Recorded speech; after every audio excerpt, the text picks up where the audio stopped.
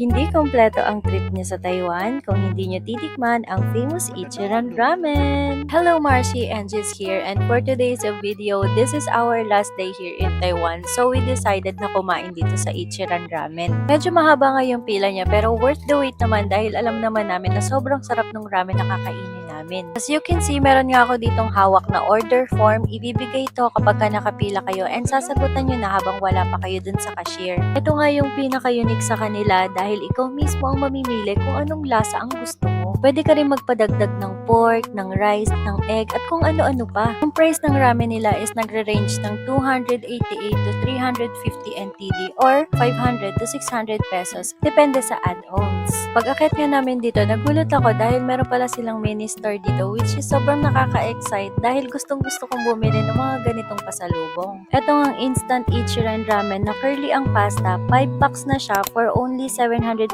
NTD or 1,450 pesos. Kung gusto niyo naman ng straight yung pasta niya, meron din sila for 5 packs na din, 790 NTD or 1,520 pesos. After payment guys, binigyan nga kami nitong pass and guess what? Hindi pa dito natatapos ang pila. So dito nga sa hall na to is naka-display yung mga sample ng mga instant ramen nila. So naka-display yung mismong laman niya, yung mismong loob ng instant ramen na yun para hindi na kayo mahirapan mag-decide kung ano man yung pipiliin yung bilhin. Naka-display nga din dito yung mga t-shirt ng mga crew na merong pirma ng iba't ibang artista from Taiwan and from Korea. So finally, after 15 minutes nating pag-aantay, pinapasok na rin tayo dito sa may room at nandito na tayo sa ating individual table. At ito na yung pinakasikat at unique na individual booths nila. As in, may sariling cubicle ka, tapos may divider sa gilid. Perfect kung gusto mo mag-focus sa pagkain mo without distractions. After a few minutes nga, isihingin na nila yung pass mo and then yung order sheets mo para gawin na nila yung ramen mo. Ang galing nga at nakakatuwa yung service nila kasi kahit ang daming tao,